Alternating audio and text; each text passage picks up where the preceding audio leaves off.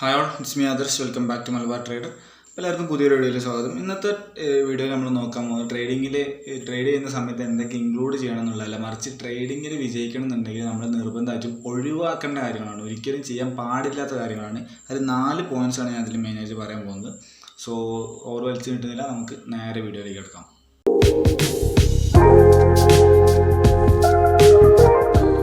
അപ്പോൾ ഇതിൽ വരുന്ന ഫസ്റ്റ് പോയിന്റ് ഇമോഷണൽ ട്രേഡിംഗ് ആണ്. ഇമോഷണൽ ട്രേഡിംഗ് എന്ന് പറയുമ്പോൾ ഇമോഷൻസ് ഒഴിവാക്കണം എന്നല്ല അതിൻ്റെ അർത്ഥം. ഇമോഷണൽ ട്രേഡിങ്ങും ഇമോഷൻസും രണ്ടും വേറെ വേറെയാണ്. ഇമോഷൻസ് ഒരിക്കലും നമുക്ക് ഒഴിവാക്കാൻ കഴിയില്ല. നമ്മളെ വികാരങ്ങൾ, മനുഷ്യനാണോ എന്തായാലും വികാരം ഉണ്ടാകുന്നുള്ളത് ഉറപ്പാണ്. ഇമോഷൻസ് എന്തായാലും എല്ലാവരും ഉള്ളിലുണ്ടോ. പ്രോഫിറ്റ് വരുമ്പോഴും ലോസ് വരുമ്പോഴും SL ടിപ്പിലടിച്ച് പോകുമ്പോഴും അങ്ങനെയുള്ള എല്ലാ കേസിലും ഇമോഷൻസ് വരുന്നുള്ളത് 100% ഉറപ്പുള്ള കാര്യമാണ്.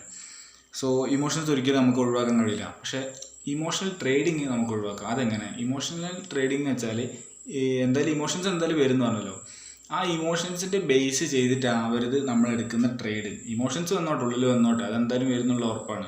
പക്ഷേ നമ്മൾ ട്രേഡ് എടുക്കുന്ന സമയത്ത് ഇമോഷൻ പ്രകാരമുള്ള ട്രേഡ് ആയിരിക്കരുത് എടുക്കുന്നത്. ട്രേഡ് എടുക്കുമ്പോൾ പ്രോപ്പർ എൻട്രി സെറ്റപ്പ് പ്രകാരമുള്ള ട്രേഡ് മാത്രമേ എടുക്കാൻ പറ്റുള്ളൂ. ഇമോഷൻസ് പ്രകാരം ഇവിടുന്ന് മേലേക്ക് പോകുമെന്ന് നമുക്ക് തോന്നുന്നുണ്ട്, അവിടെ ഒരു എൻട്രി വരുന്നുണ്ട്, പക്ഷേ നമ്മുടെ സെറ്റപ്പ് പ്രകാരം അവിടെ ഒരു എൻട്രി വരുന്നില്ല. അങ്ങനെയാണെങ്കിൽ ആ എൻട്രി എടുക്കരുത്. ഓരോ ട്രേഡ് എടുക്കുന്ന സമയത്തും അത് ഇമോഷൻസ് കൊണ്ട് വരുന്ന ട്രേഡാണോ അല്ലെങ്കിൽ പ്രോപ്പർ സെറ്റപ്പ് പ്രകാരം വരുന്ന ട്രേഡാണോ നോക്കിയിട്ട് പ്രോപ്പർ സെറ്റപ്പ് പ്രകാരം ആണെങ്കിൽ മാത്രം എടുക്കുക. ഇമോഷൻസ് വെച്ചിട്ടുള്ള ട്രേഡ് ആണെന്നുണ്ടെങ്കിൽ അത് എടുക്കാതിരിക്കുക. എന്തായാലും അത് അവോയ്ഡ് ചെയ്യുക. കംപ്ലീറ്റ്ലി അങ്ങനത്തെ ട്രേഡുകളെ അവോയ്ഡ് ചെയ്യാം. അത് ഇമോഷൻസ് ഒഴിവാക്കാൻ നിങ്ങൾ നോക്കിയിട്ട് കാര്യമില്ല. വികാരം ഒഴിവാക്കിയിട്ട് ട്രേഡ് ചെയ്യുക. ഞാൻ ഈ ഇമോഷണൽ ആവില്ല ട്രേഡിങ്ങിൽ വിചാരിച്ച് പോയി ട്രേഡ് ചെയ്യാൻ നോക്കിയിട്ട് കാര്യമില്ല, അത് നടക്കൂല. എത്ര പ്രോ ട്രേഡർ ആയാലും ശരി, ഇമോഷൻസ് എന്ന സംഭവം എന്തായാലും വരും. കാരണം മനുഷ്യനല്ലേ, പ്രോഫിറ്റ് വരുമ്പോൾ നമ്മളെ നേരെ മുന്നിൽ നമ്മൾ ട്രേഡ് എടുത്തിട്ട് പച്ച ഇങ്ങനെ കൂടി വരികയാണ്, പ്രോഫിറ്റ് ഇങ്ങനെ കൂടി വരുമ്പോൾ എന്തായാലും ഇമോഷൻസ് വരും. അതേമാതിരി തന്നെ ലോസ് അടിച്ച്, 1 ലോസ് അടിച്ച്, 2 ലോസ് അടിച്ച്, 3-4 ലോസ് അടുപ്പിച്ചടിക്കുമ്പോൾ ഇമോഷൻസ് വരും. അതെന്തായാലും വരുന്നുള്ള ഉറപ്പാണ്. പക്ഷേ 3-4 ലോസ് അടിച്ചിട്ട് 5ാമത്തെ ട്രേഡ് എടുക്കാൻ പോകുന്ന സമയത്ത് ആ ഇമോഷൻ കാരണം ആയി പോരുത് ആ ട്രേഡ് എടുക്കണം. അത്രേ ഉള്ളൂ. ഇമോഷൻസ് വന്നോണ്ട് ഉള്ളിൽ നിന്നോട്ടെ, അത് ഉള്ളിൽ തന്നെ വെക്കണം. ട്രേഡിങ്ങിലേക്ക് അത് വരരുത്. സോ ഫസ്റ്റ് അവോയ്ഡ് ചെയ്യേണ്ട കാര്യം ഇമോഷണൽ ട്രേഡിങ്. ഇമോഷൻസ് അല്ല, അത് ഒഴിവാക്കാൻ കഴിയില്ല, അത് ഉള്ളിൽ നിന്നോട്ടെ. ഇമോഷണൽ ട്രേഡിങ് കംപ്ലീറ്റ് ആയിട്ട് ഒഴിവാക്കാം. ഇനി സെക്കൻഡ് പോയിന്റ്, ഏറ്റവും ഇമ്പോർട്ടൻ്റ് ആയിട്ടുള്ളൊരു പോയിൻ്റാണ്. പല ആൾക്കാരും കുടുങ്ങി പോണത് ഇതിലാണ്. ട്രേഡിങ്ങെ നിർത്തിയിട്ട് പിന്നീട് ഭയങ്കര പ്രശ്നങ്ങൾ ഉണ്ടാകുന്ന ഒരു മെയിൻ പോയിൻ്റാണിത്. ലോൺ എടുത്ത് ട്രേഡ് ചെയ്യുക എന്നുള്ളത്. ലോൺ എന്ന് വെച്ചാൽ ബാങ്കിൽ നിന്ന് ആയിക്കോട്ടെ, അല്ലെങ്കിൽ വല്ല പേഴ്സണൽ ലോണോ അല്ലെങ്കിൽ മറ്റേ അറിയുന്ന ആരുടെ നിന്നെങ്കിലും മേടിക്കുക, ഫാമിലിയിൽ നിന്നോ റിലേറ്റീവ്സിൽ നിന്നോ ഫ്രണ്ട്സിൽ നിന്നോ ആരുടെ നിന്നായാലും ശരി, കടം വാങ്ങിയിട്ട് ഒരു കാരണവശാലും ട്രേഡ് ചെയ്യരുത്.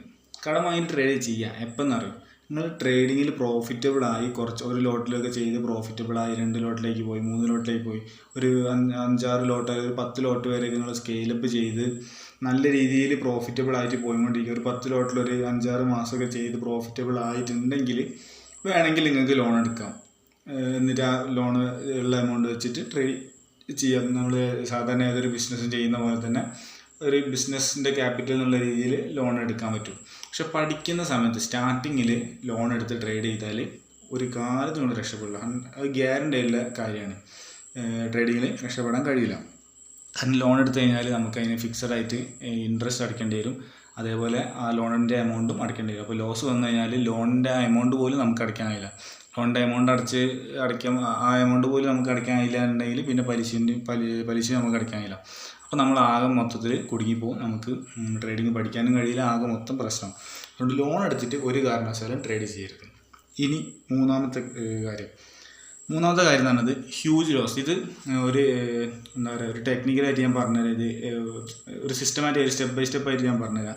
ഹ്യൂജ് ലോസ് എന്ന് പറഞ്ഞ സംഭവം കംപ്ലീറ്റ് ആയിട്ട് നമ്മൾ ട്രേഡിങ് ഒഴിവാക്കണം. ഒരു ട്രേഡ് നമ്മൾ എടുത്തു കഴിഞ്ഞാൽ അതിന് വരാൻ ചാൻസ് ഉള്ള ഔട്ട്കംസ് എന്തൊക്കെയാണ്? ഒന്നെങ്കിൽ ഹ്യൂജ് ലോസ് വരാം, വലിയ ലോസ്, അല്ലെങ്കിൽ സ്മോൾ ലോസ് വരാം, അല്ലെങ്കിൽ ബ്രേക്ക് ഈവൺ വരാം, അല്ലെങ്കിൽ സ്മോൾ പ്രോഫിറ്റ് വരാം, അതും അല്ലെങ്കിൽ ലാർജ് പ്രോഫിറ്റ് വരാം.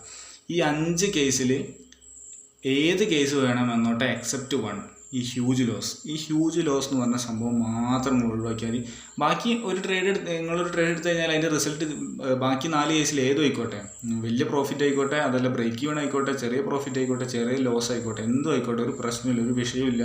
ട്രേഡിങ്ങിൽ വിജയിച്ചിരിക്കും, ഉറപ്പുള്ള കാര്യമാണ്. പക്ഷേ ഹ്യൂജ് ലോസ് അത് ഒരിക്കലും വരരുത്. അത് കംപ്ലീറ്റ് ആയിട്ട് ഒഴിവാക്കുക. ഓക്കെ, അത് ഒഴിവാക്കുക വെച്ചാൽ ഹ്യൂജ് ലോസ് എങ്ങനെയൊക്കെയാണ് വരുന്നത്, നിങ്ങൾക്ക് ഹ്യൂജ് ലോസ് വരുന്നുണ്ടെങ്കിൽ അതെങ്ങനെയാണ് വരുന്നത് എന്നുള്ളത് നോക്കുക.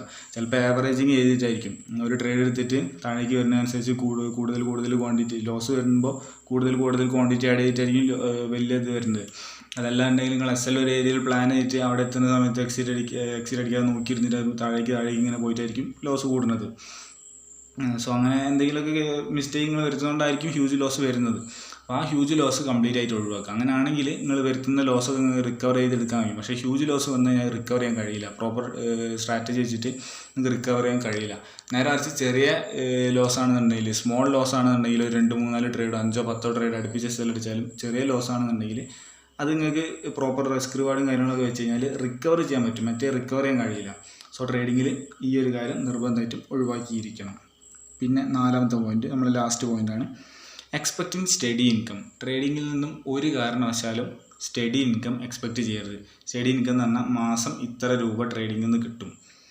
ഇപ്പോൾ ഒരു 10%, ഇപ്പോൾ 10% എല്ലാ മാസവും കിട്ടും, അല്ല 5% എല്ലാ മാസവും എനിക്ക് കിട്ടും എന്നുള്ള രീതിയിൽ ഒരിക്കലും ട്രേഡിങ്ങിൽ എക്സ്പെക്റ്റ് ചെയ്യരുത്. ട്രേഡിങ്ങിൽ ചില മാസങ്ങളിൽ വലിയ പ്രോഫിറ്റ് കിട്ടും, നമുക്ക് 20%, 30% ഒക്കെ കിട്ടും ചിലപ്പോൾ ഒരു മാസത്തിൽ. അടുത്ത മാസം ചിലപ്പോൾ ലോസ് ആയിരിക്കും, ചിലപ്പോൾ 5% ലോസ് ആയിരിക്കും, 10% പ്രോപ്പർ റിസ്ക് റിവാർഡും കാര്യങ്ങളൊക്കെ ഫോളോ ചെയ്യുന്ന ഒരാളാണെന്നുണ്ടെങ്കിൽ പ്രോഫിറ്റ് വരുമ്പോൾ വലിയ പെർസെൻറ്റേജ് പ്രോഫിറ്റും വരും, ലോസ് വരുമ്പോൾ ചെറിയ പെർസെൻറ്റേജ് ലോസ് ആയിരിക്കും വരിക. സോ ലോസ് വരുന്ന സമയത്ത് ഒരു 5% അല്ലെ 6% ആ ലെവലിലൊക്കെ ആയിരിക്കും ചിലപ്പോൾ മാക്സിമം ലോസ് വരില്ല, അല്ലെ മാക്സിമം ഒരു 10% ഒക്കെ ആയിരിക്കും ലോസ് വരിക. പ്രോഫിറ്റ് വരികയാണെങ്കിൽ ഒരു 5% അല്ലെ 10%, 20%, 30% ആ റേഞ്ചിലൊക്കെ പ്രോഫിറ്റ് വരും. അപ്പോൾ ആ പ്രോഫിറ്റ് ഇപ്പോൾ ഒരു 3 മാസം നോക്കുകയാണെങ്കിൽ ചിലപ്പോൾ ഒരു മാസം 20% പ്രോഫിറ്റ്, അടുത്തൊരു മാസം 10% പ്രോഫിറ്റ്, അടുത്തൊരു മാസം 10% ലോസ്, അങ്ങനെയൊക്കെ ആയിരിക്കും വരിക. അപ്പോൾ ആ 3 മാസത്തേക്ക് കൂടെ ഓവറോൾ നമ്മൾ നോക്കുമ്പോൾ ഒരു 20% പ്രോഫിറ്റ് ആയിരിക്കും ഉണ്ടാവുക. സോ ആ രീതിയിൽ വേണം നമ്മുടെ ട്രേഡിങ്ങിനെ കാണാൻ വേണ്ടിയിട്ട്. അതായത് എല്ലാ മാസവും കൺസിസ്റ്റൻ്റ് ആയിട്ട് ഒരേപോലെ ഇൻകം കിട്ടുന്നുള്ള ഒരു പ്രതീക്ഷയിൽ ഒരിക്കലും ട്രേഡിങ്ങിന് ഇറങ്ങരുത്. അങ്ങനത്തെ ഒരു സ്റ്റഡി ഇൻകം എന്ന് പറഞ്ഞ സാധനം ട്രേഡിങ്ങിൽ ഇല്ല. സോ അത് മനസ്സിലാക്കി വെക്കാം. അപ്പോൾ ഈ ഒരു 4 പോയിന്റ് ട്രേഡിങ്ങിൽ നിന്ന് നിങ്ങൾ കംപ്ലീറ്റ് ആയിട്ട് ഒഴിവാക്കി കഴിഞ്ഞാൽ എന്തായാലും നിങ്ങൾ ട്രേഡിങ്ങിൽ വ്യത്യാസം ഉണ്ടാവും. നിങ്ങളിപ്പോൾ ചെയ്തുകൊണ്ടിരിക്കുന്ന മെത്തേഡ് അല്ലെങ്കിൽ നിങ്ങളിപ്പോൾ പോയിക്കൊണ്ടിരിക്കുന്ന ഒരു ലെവലിൽ നിന്നും നിങ്ങൾ അപ്ഗ്രേഡ് ആവുമെന്നുള്ളത് ഗ്യാരണ്ടി ആയിട്ടുള്ളൊരു കാര്യമാണ്. നിങ്ങൾക്ക് എന്തായാലും ഗ്രോത്ത് ഉണ്ടാവും, ഉറപ്പുള്ളൊരു കാര്യമാണ്.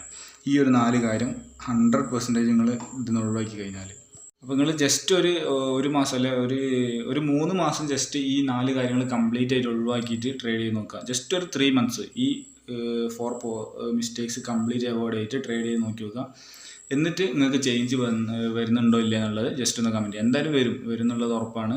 നിങ്ങൾ ട്രൈ ചെയ്ത് നോക്കുക. എന്നിട്ട് നിങ്ങളെ അനുഭവം എങ്ങനെയാണെന്നുള്ളത് ജസ്റ്റ് ഒന്ന് കമൻറ്റ് ചെയ്യാം. ഓക്കെ, അപ്പോൾ ഈ ഒരു വീഡിയോ ഇത്രയൊക്കെ ഉള്ളൂ. ഇനി നമുക്ക് പുതിയൊരു വീഡിയോ ആയിട്ട് കാണുന്നവരെ ബൈ.